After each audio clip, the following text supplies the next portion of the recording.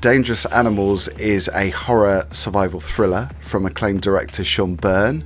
It stars Jai Courtney, Yellowstone's Hassie Harrison, and Josh Huston from Dune Prophecy.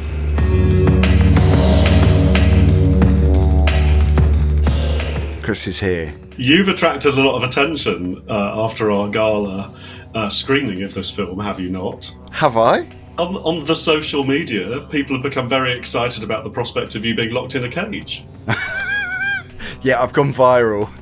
You've gone viral, and the thought of you being locked up forever without a key is oddly appealing to everybody that's been watching it. For anyone who's none the wiser about this, we went to a gala screening. Got to say thank you to Alternate Current and Vertigo Releasing, because we had a really good night out, didn't we? It was fun. We had a great night out. We had popcorn, we had zero alcohol beer. I mean, we had so much fun. I did go in the cage. You refused to go in the cage, although you kept banging on about going in this cage. No, I didn't. I never said I wanted to go in the cage. I don't like small spaces, so cages are small spaces, and I'm not going in them. But you seem oddly happy in the confines of a BDSM sex chamber. So Hassie Harrison plays free-spirited surfer Zephyr, who's deserted her past to find solace in the surf on Australia's east coast. She has an unexpected romantic night with another local surfer who is Moses, played by Josh Huston. She avoids her feelings for him by escaping to the waves, only to be abducted by a shark-obsessed serial killer who feeds his victims to the animals below. Forced into a terrifying showdown aboard the ship and against the ravenous sharks, Zephyr enters into a twisted dance for survival with the true monster, who is Tucker, played by Jai Courtney. Right, so much to talk about with this, because it's one of those films, I think, if you like going to the cinema to see something where the audience participate in what I call a roller coaster thriller, because I think there's lots of that. There's lots of audience involvement. Yeah, definitely. I mean, it has quite a pace to it, this film, and it really maintains the kind of the drama and the excitement and the kind of tension.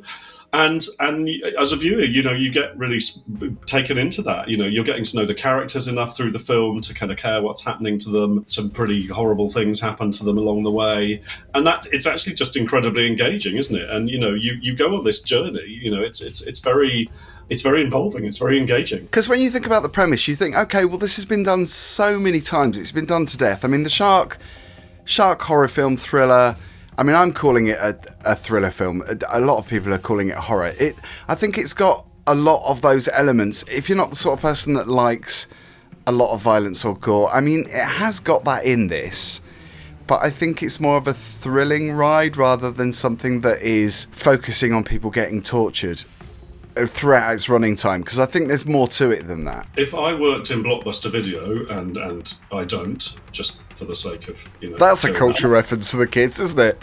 Oh, sorry, yes, I forgot that you and I, you especially, you listen to music on your Crystal set, don't you?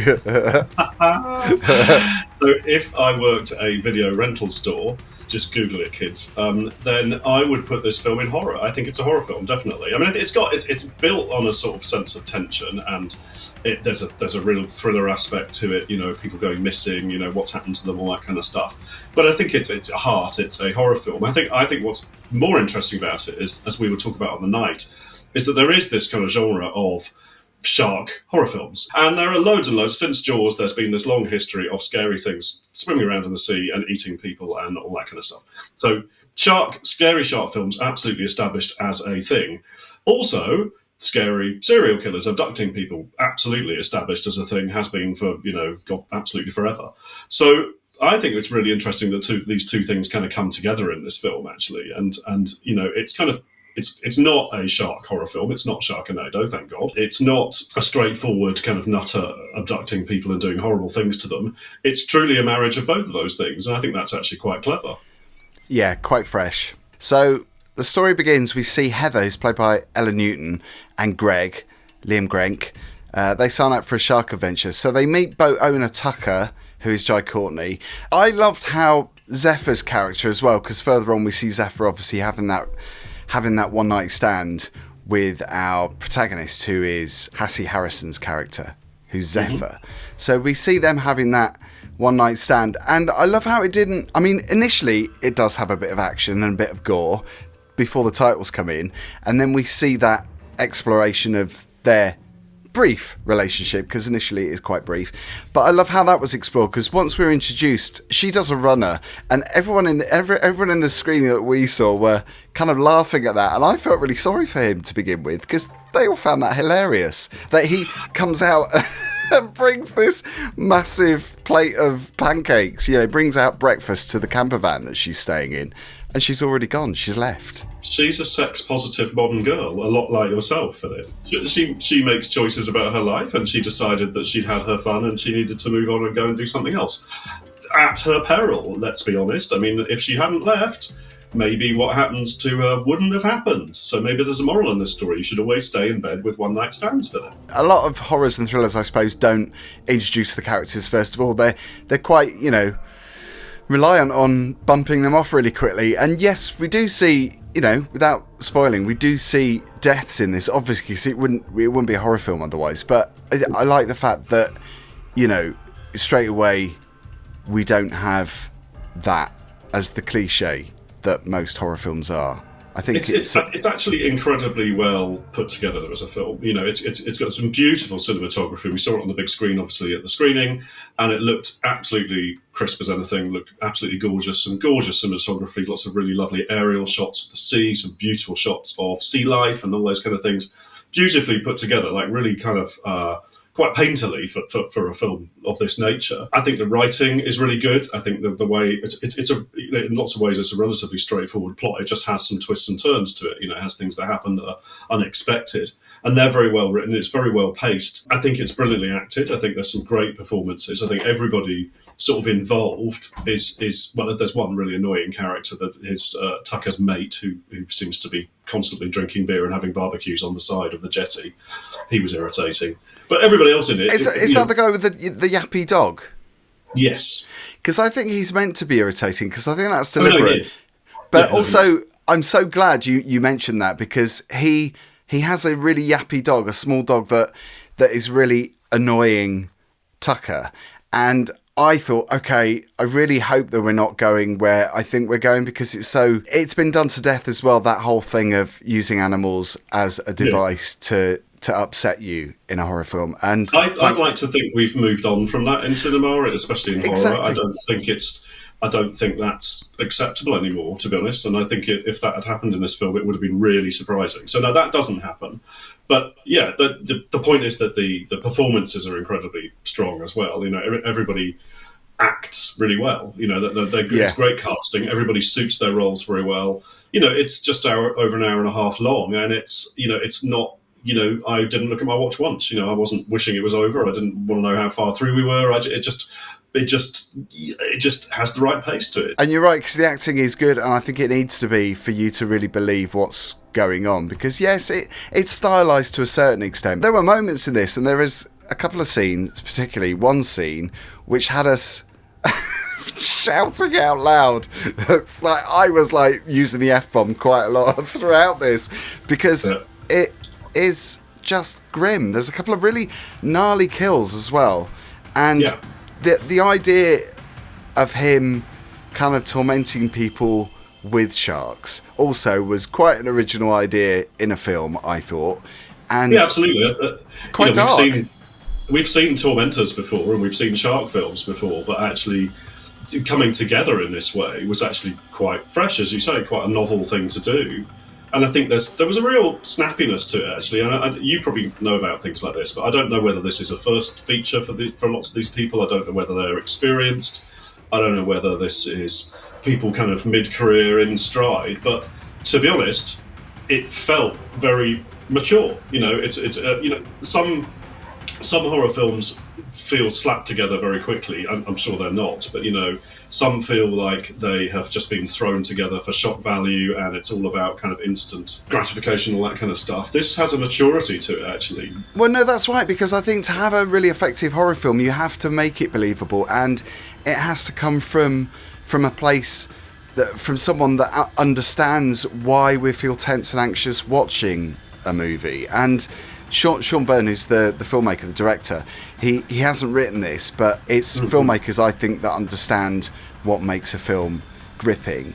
and exciting. And this director, I mean, he's done a few horror films before, The Loved Ones, The Devil's Candy. We've already talked about it a little bit, but there's some great kind of twists and turns along the way as well. I mean, not, massive kind of plot twists or anything, but, that whole horror trope about, you think everyone's safe and then suddenly they're in danger again.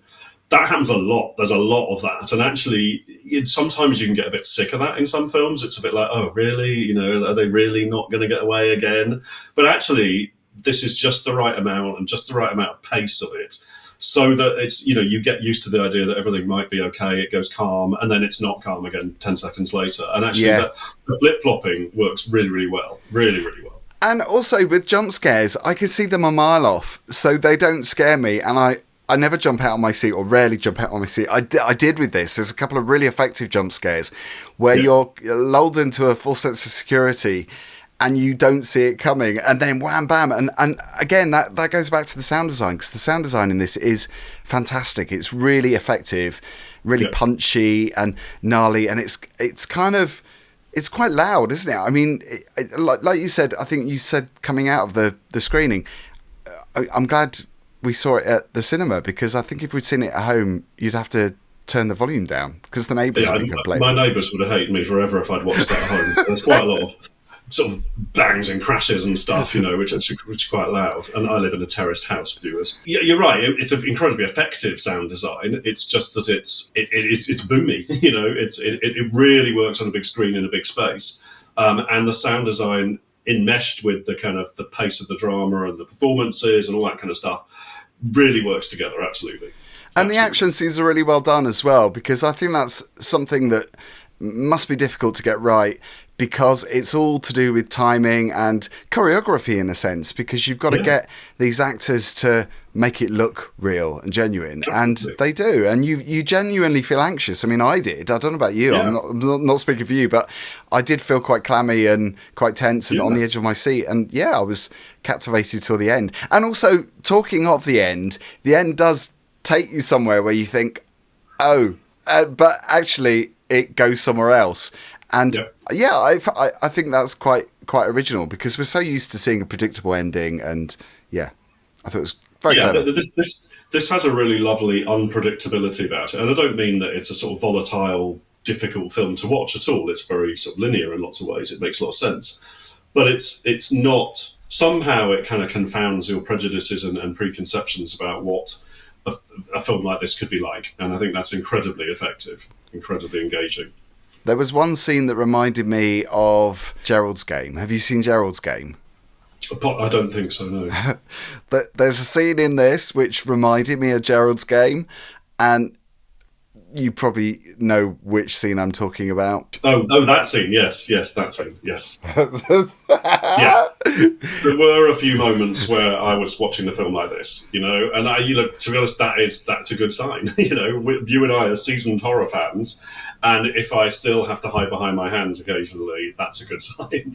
I mean, not that it's like nasty, it's just that there's some shock in it, there's some shock. But that's the thing, because it is nasty. What he does is nasty, and they show a lot of that. Some of it, yeah. But because of its tone, and there's a bit of comedy in there as well, so it feels like a fun thriller horror rather than something that is going to play on your mind and make you feel depressed. Or you don't really feel depressed, you feel anxious, but it feels more fun than that. So I think it's a popcorn.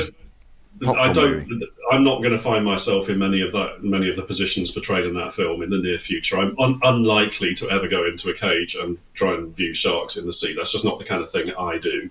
So I'm unlikely to kind of do some of those things. But it's incredibly it's engaging is the word I keep using. I think it's and I think one reason is that Jai Courtney plays the villain incredibly well. He's good. There's a scene where he's parading around in his pants with like a dressing gown on, and Are you taking this somewhere else? I was talking about what a great actor he was and how scary and menacing he was. No, he was. He's scary. He's really horrible. He's menacing. Terrifying. He has a threatening presence, partly because of his physicality. He's a big guy. There's something about his voice that he speaks in a very deep register and very sort of calmly. Hassie Harrison, I thought she was fantastic, and Josh Houston really good as well. But obviously Hassie Harrison, I think she's the leading lady. She's the scream queen, isn't she? So she's the final girl in a sense. So you do feel for her, and she's badass. I mean, what she does, she's a proper icon, a horror icon. She plays it like a true hero, absolutely, and she does her best to kind of mitigate these deeply revolting circumstances that people are in. So no, she's a great hero for this film, absolutely. Shall I go first with the star rating? Because I normally hand it over to you. Well, I'm going for 4. I thought it was fantastic. I really enjoyed it. I thought it was fresh. I thought it was sharp. I thought the writing was good. And so many times with horrors, you just feel so, I don't know, deflated, like especially after hype. And there's a bit of hype with this because people are saying that it's a great horror film of the year, one of the best of the year. And I really think that stands strong. I think it's deserved. Why not 5? What's the why not the extra? I thought about this because I think it's a very strong 4 for me. I don't know whether it's a classic for me. I think a 5 would have to be pretty flawless. I don't think there's anything wrong with it. I can't think of anything wrong with it, so maybe it is a 5. You're just being tight then. I mean, no, it's just I just naturally went with 4. I think, but I think that I want to watch this again, and I want to watch it again because I don't feel I missed a load of things or anything. It's not like I kind of want to get more from it from watching it again. But the twists and turns, there are quite a lot of twists and turns to the plot, when they feel like they're going to be safe and when they're not going to be safe. And there's so many of those that actually that's quite engaging. I think I'd probably get drawn into that again if I watched it again. I wouldn't see the things coming the second time I watch it. So I'm actually going to give it 5. I am going for 5 because I thought it was a pretty perfect film for the genre. I think its novelty as being the melding of shark and threatening serial killer is incredibly successful. Really fresh idea. Yeah. I think the performances, the writing, the editing, the production, the cinematography are all absolutely top notch. I think it's a great film that happens to be a horror film, and there aren't many films in this genre that I would say are great films that happen to be horror films, but this is one of those films, absolutely. Yeah, well, in hindsight, I'm questioning myself and I'm thinking, what's wrong with it? What's the star taken away for? And I actually can't think of anything that would warrant taking that star away. So I think I'm going to go 5 as well. Not to copy you, you can't change your mind. Every time I do that, you say I'm not allowed to. I can. It's my show. I do the editing. I do all the writing. She's a dictator.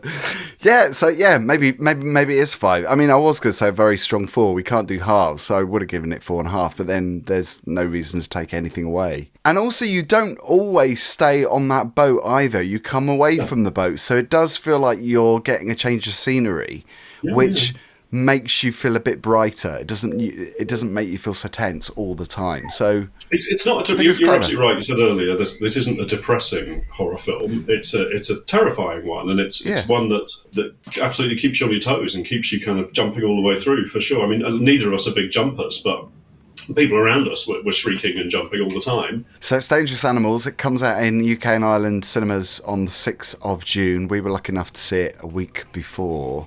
I love those gala screenings. They're such good fun. It's really nice when you get a couple of drinks and a big tub of popcorn, which we did. It was slightly more glamorous than that. You're making it sound like we just went to Lidl. But no, it was much more glamorous than that. There are loads of industry types floating around being glamorous and important, and that's a very exciting atmosphere to be in. And actually, I said to you that one thing I do really enjoy watching movies in the cinema with people who love movies. I mean, yes, you go to any cinema and watch any film, and there are people who hopefully have paid to go and see it. But there's something different about people who just love films. Watching films with a whole group of people in a big room who love films, who love good films, and there was a really lovely atmosphere in the room. I think because people warmed to this film. They liked this film like we did. Well, that's what I was saying at the beginning, because it's a real crowd pleaser. Because if you want a film where everyone is screaming and yelling and kind of jumping, it's one of those films. So go and see it in the cinema with an audience, because you'll have a great time. Because we had a great time. I think that is a fair thing to say. I think as much as this will be really entertaining to watch at home, If you can see it in the cinema, I'd absolutely go to the cinema. There's something about the cinematography and the sound design that really work in a cinema. Add into that the fact that everybody else watching it with you will be stimulated to the same degree you are and will be wanting to watch it in that kind of environment too, in a collective. I'd absolutely say go. If you can see this in the cinema, see it in the cinema. Good to see you, Chris. Hopefully we'll have another gala screening to go to soon. I'll dust off my ball gown again if somebody invites us, yes. Fabulous. Can't wait to see that. Don't forget to subscribe and like the video. Share it with others as well. We really want to hear from you, so leave a comment down below and introduce yourselves. See you on the next one. See you in the cage.